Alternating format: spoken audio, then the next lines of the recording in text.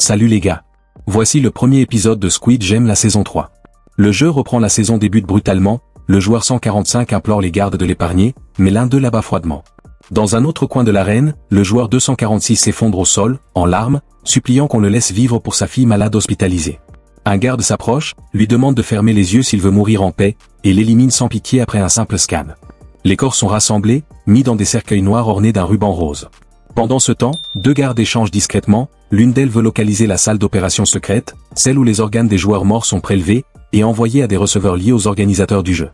Dans la pièce centrale, un cercueil est posé, Seong est à l'intérieur, inconscient.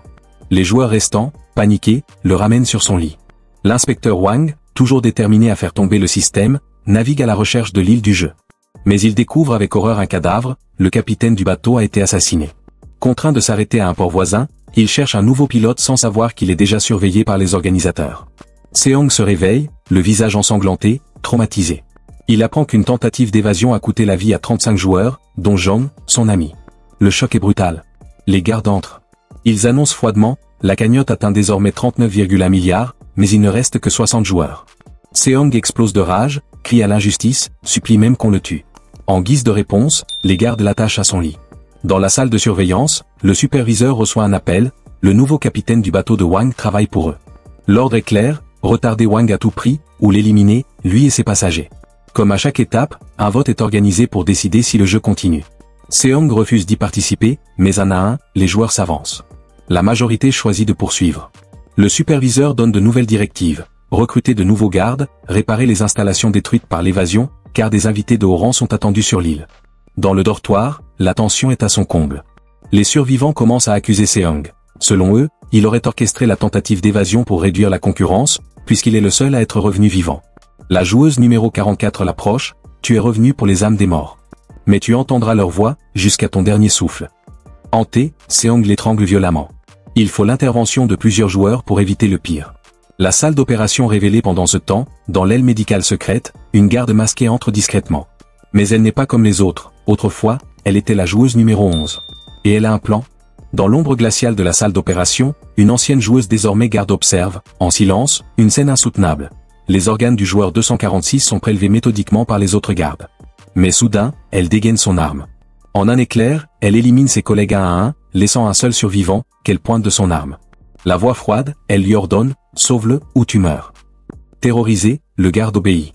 Pendant ce temps, dans le dortoir, la vieille Jumja, frêle mais attentionnée, tend un morceau de nourriture à Seong. Elle murmure qu'elle est ici pour veiller sur son fils, un jeune homme discret nommé Jung, qui confie à Seong une information troublante. Lors de l'évasion, j'ai vu Deo cacher des munitions, il ne les a jamais partagées. Le regard de Seong se durcit. Il serre les poings. Cette trahison ne restera pas impunie. Sur le bateau, 4 jours passent, et l'inspecteur Wang est toujours perdu en mer, incapable de localiser l'île du jeu. Il rencontre le chef Choi, qui affirme avoir vu le capitaine Park manipuler un tournevis la nuit dernière, le soupçonnant d'être un complice du jeu. Mais Wang le défend, Park m'a sauvé la vie. Jamais il ne ferait ça. Le lendemain matin, Deo s'éveille, mais il sent aussitôt une présence. Seong est là, debout, le regard fixé sur lui, brûlant d'une rage silencieuse. Avant qu'un mot ne soit échangé, les joueurs sont appelés pour un nouveau round du jeu du calamar. Sur le chemin, un spectacle macabre les attend. Les corps pendus de ceux qui ont tenté de s'échapper la veille, suspendus au centre de la pièce comme un sinistre avertissement. Voilà ce qui attend ceux qui désobéissent, lancent les gardes sans émotion. La terreur s'empare des joueurs. Tous baissent les yeux, sauf Seong. Lui, ne tremble plus. Il ne joue plus pour l'argent. Il joue pour venger les morts. Les joueurs sont conduits dans une salle silencieuse où une étrange machine les attend. Celle-ci distribue aléatoirement des balles rouges et bleues, formant ainsi deux équipes distinctes. Seong reçoit une balle rouge. L'atmosphère devient pesante. La tension est palpable. Pendant ce temps, dans la salle d'opération secrète, la joueuse numéro 11, qui s'est infiltrée parmi les gardes, continue sa rébellion. Elle pointe son arme sur un garde encore en vie et l'oblige à recoudre la blessure grave du joueur 246. Lorsque le garde affirme qu'il faut une transfusion, elle prend une décision radicale, elle lui donnera son propre sang. D'un ton glacial, elle prévient, si tu fais le moindre faux mouvement, tu meurs. Dans la salle de jeu, les règles tombent comme un coup près, ce sera une version meurtrière de cache-cache. L'équipe bleue dispose de 30 minutes pour trouver une sortie et se cacher. Chaque porte qu'ils ouvrent ne pourra plus être refermée. L'équipe rouge, armée de couteaux, devra les traquer et les éliminer. Une règle supplémentaire vient ajouter au cauchemar. Si un membre de l'équipe rouge ne tue pas celui qui l'attrape, il sera tué lui-même. Une dernière opportunité est offerte. Un joueur peut encore changer d'équipe. Tous se regardent, figés par l'incertitude et la peur. Sur le bateau, l'inspecteur Wang reprend son enquête. Il trouve un nouveau pilote pour poursuivre le voyage vers l'île, mais remarque une absence, le chef Choi. Il l'appelle. Choi répond froidement qu'il ne poursuivra pas le trajet. Peu après, on le voit sur le quai, montant dans une voiture aux vitres teintées avec un inconnu. Très vite, on apprend que Choi est mort, et qu'une intervention urgente est en préparation. Retour dans le jeu. Le joueur 124, cruel et moqueur, attaque verbalement Minso et son ami, évoquant la mort de leur coéquipier fiancé. 124 et Minso font tous deux partie de l'équipe rouge. La tension monte entre les joueurs. Le joueur 333 tente alors de convaincre Gino, une jeune femme enceinte, de changer d'équipe. Elle refuse. Tuer quelqu'un est impensable pour elle. Alors, dans un élan de protection, il lui fait une promesse bouleversante. Quand le jeu commencera, je passerai dans ton équipe, et je te tuerai moi-même. Personne d'autre ne te touchera. Dans un autre coin de la salle, Jung supplie sa mère de passer dans l'équipe bleue. Il craint pour elle dans cette épreuve sanglante. Elle hésite, refusant d'abord, effrayée à l'idée de le quitter. Mais devant son insistance, elle cède, à une seule condition, protège-moi. Protège-moi jusqu'au bout. La haine explose entre Seong et Deo, qui est dans l'équipe bleue. Seong le tient pour responsable de l'échec du plan d'évasion et de la mort de nombreux joueurs. Deo est terrifié, il sait que Seong veut sa vengeance. Le compte à rebours commence. L'équipe bleue se disperse frénétiquement dans les couloirs à la recherche d'une cachette. Au dernier moment, dans un ultime geste désespéré, Gino échange ses vêtements avec le joueur 333. Il les enfile et lui murmure « Je te retrouverai.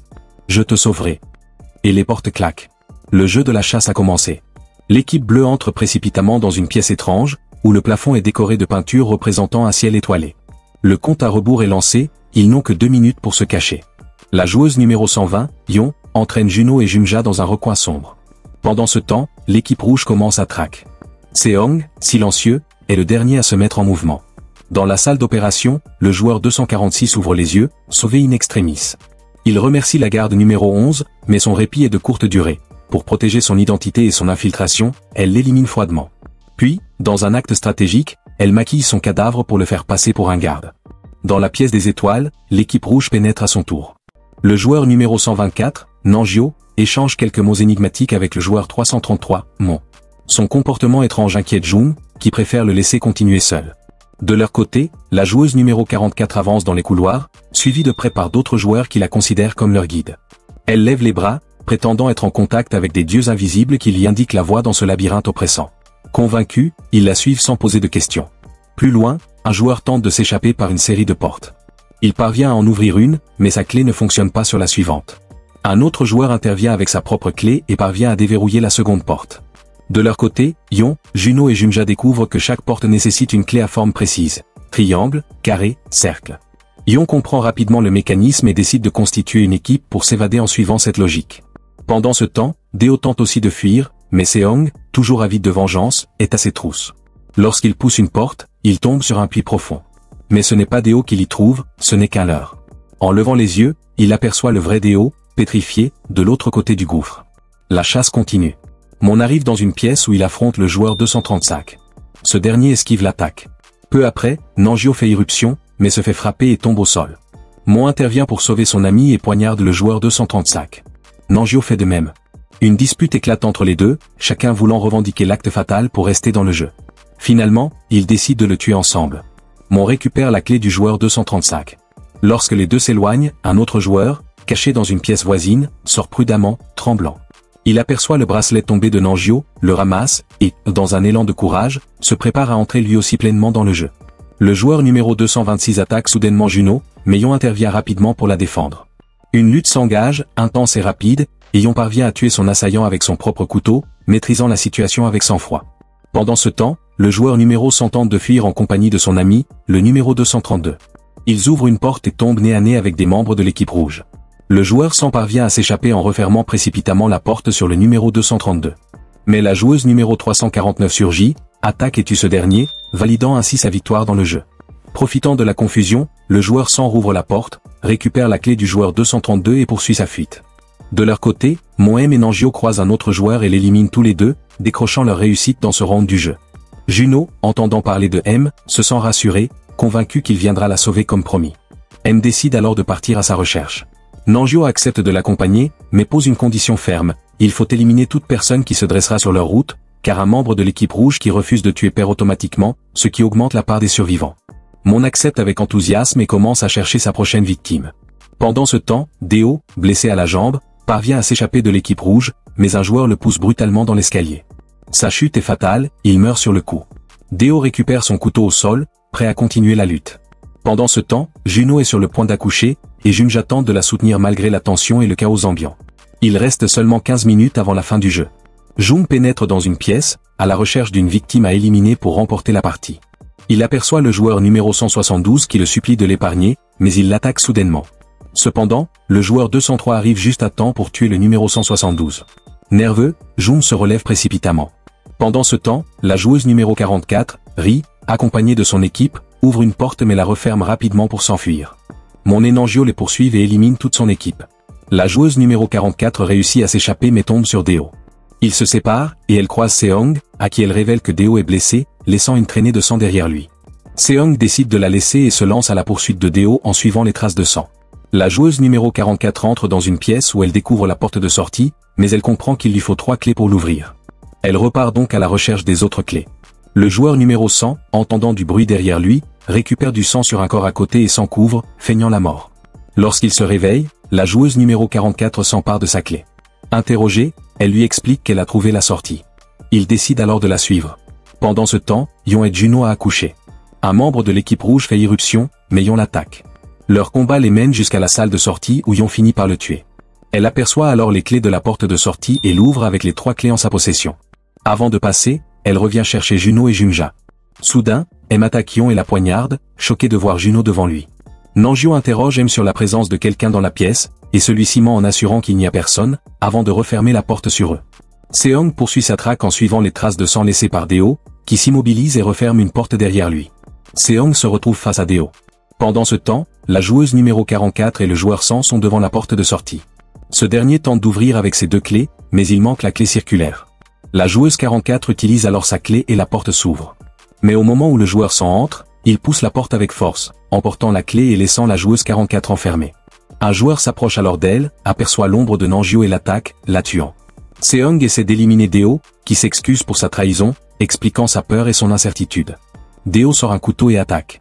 Après une lutte, il parvient à s'échapper. Seong le poursuit, l'attrape et l'étrangle en quête de vengeance. Junja, de son côté, emmène Juno pour s'échapper. Il trouve une pièce avec une porte de sortie et tente de l'ouvrir. Alors qu'il reste moins d'1 minute avant la fin du jeu, Jung fait irruption et attaque Juno pour gagner. Sa mère intervient, l'en empêchant et lui demandant de la tuer à sa place. Refusant, Jung s'excuse auprès de Juno de la laisser orpheline, mais Junja se sacrifie pour sauver Juno en poignardant Jung dans le dos. Choqué, Jung s'effondre alors que le temps du jeu s'achève. Les gardes investissent les couloirs et surprennent Seong tentant de se suicider. Ils lui tirent sur son couteau et l'emmènent. Jung est exécuté devant sa mère pour avoir perdu le jeu. Les gardes ramassent les corps des perdants. Soudain, un joueur attaque un garde, le tue, retire son masque, et surprend en parlant anglais, contrairement aux gardes coréens. Junja entre dans la salle des joueurs avec le bébé de Juno. Tous sont sous le choc, sauf Seong, perdu dans ses pensées. M semble profondément attaché à Juno et la protège à chaque occasion. Les gardes annoncent que 35 joueurs ont été éliminés, ne laissant que 25 en lice pour plus de 41 milliards de wons. L'heure du vote pour la suite du jeu arrive. Le superviseur rencontre 5 hommes d'affaires, riches financiers du jeu, obsédés par le contrôle et le divertissement. Il porte des uniformes de garde et remercie le superviseur pour cette expérience, la considérant comme un hommage à la mémoire de son père. Ce dernier répond qu'il fait de son mieux pour offrir le meilleur service à ses clients. Un garde informe que la communication avec la salle d'opération est coupée et ordonne à un autre garde d'aller vérifier sur place. Pendant ce temps, Wang est toujours en mer, n'ayant pas encore atteint l'île. Il contacte Choi, le mettant en garde contre le capitaine Park, sur lequel il a enquêté et découvert qu'il est inconnu de tous, ce qui renforce ses soupçons. De retour dans la salle des joueurs, le vote pour continuer le nouveau jeu débute. Malgré toutes les horreurs vécues, la majorité décide de poursuivre. Seong, lui, s'oppose fermement, refusant de participer à ce crime, revenu pour exposer les organisateurs. Les gardes découvrent les corps de leurs collègues dans la salle d'opération, réalisant qu'un traître se cache parmi eux. La garde numéro 11 remet une clé de la pièce 16 au joueur 246, lui ordonnant d'y rester et de surveiller les caméras. Le chef des gardes, vêtu d'une combinaison noire différente, surveille les écrans et remarque la présence du garde 16 dans sa pièce, mais pas celle de la garde 11. Il tente de la joindre par radio, sans succès. En réalité, la garde 11, toujours dans la pièce, attend pour le tuer. Surprise qu'il sache qu'elle a éliminé les gardes dans la salle d'opération, elle lui propose un marché, une clé de bateau pour s'échapper avec le joueur 16 le lendemain. Étonné qu'elle connaisse le joueur 16, il accepte, souhaitant protéger les organisateurs. En mer, Wang utilise un drone pour repérer une île proche. En la voyant, il se souvient avoir été abattu là-bas. Il s'y rend pour vérifier et découvre une mémoire de son frère, le joueur numéro 1 et superviseur actuel, qu'il avait éliminé pour l'éloigner du jeu. Wang contacte ses assistants, confirmant que c'est la même île, signe que le jeu se déroule tout près.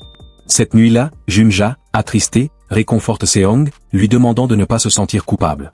Elle lui rappelle son fils Jung, un homme bon qui se blâmait pour tout, innocent mais rongé par la culpabilité, ayant tenté plusieurs fois de se suicider. Elle l'avait sauvé à chaque fois, avant de finalement l'achever elle-même. Elle demande à Seong d'aider Juno et sa fille. Ils s'endorment pour se reposer. Pendant ce temps, Choi soupçonne Park d'être lié au jeu. Arrivé chez lui, il est attaqué par le chien de Park, se fait mordre à la main et l'abat d'une balle. En fouillant la maison, il découvre une photo de Park avec un recruteur du jeu du calamar, ainsi qu'une grosse somme d'argent et une combinaison de garde cachée sous la niche du chien. La police arrive, l'accusant de vol. Le lendemain, les joueurs se réveillent choqués de découvrir Junja pendu. Les gardes emportent son corps dans un cercueil. Le chef des gardes, numéro 4, découvre la trahison de la garde 11, qui tente de s'enfuir avec le joueur 246. Il ordonne à son assistant de les retrouver avant leur fuite. Alors que le nouveau jeu approche, les organisateurs surveillent tout via les caméras. Un homme masqué d'un aigle mise sur Juno, convaincu qu'elle perdra à cause de son bébé. Il propose de considérer l'enfant comme un joueur, forçant Juno à se sacrifier pour le sauver. L'homme au masque donne son accord. Le jeu débute, 2 joueurs tournent une corde rapidement tandis que les autres doivent traverser un pont en sautant par-dessus la corde. S'il la touche, il tombe et meurt. Nerveux, un joueur hésite à participer. Minso donne une chaîne à Nangio, refusant de la lui rendre. En colère, Nangio exige la chaîne à cause des pilules qu'elle contient. Minso la lance sur le pont, obligeant Nangio à la traverser. En la récupérant, il réalise qu'elle est vide, ne remarque pas la corde à ses pieds, la touche, chute et meurt. Les joueurs sont horrifiés. Seong décide alors de protéger l'enfant, promettant à Juno qu'il prendra le bébé pour traverser le pont avant de revenir pour elle, qui ne peut pas marcher à cause de sa jambe. Il franchit le pont sous les encouragements des joueurs et des organisateurs, accompagné de confettis, incitant les autres à suivre. Le joueur numéro 96 atteint l'autre rive, poussant violemment quiconque s'approche, les faisant tomber. Abonne-toi pour la suite juste ici.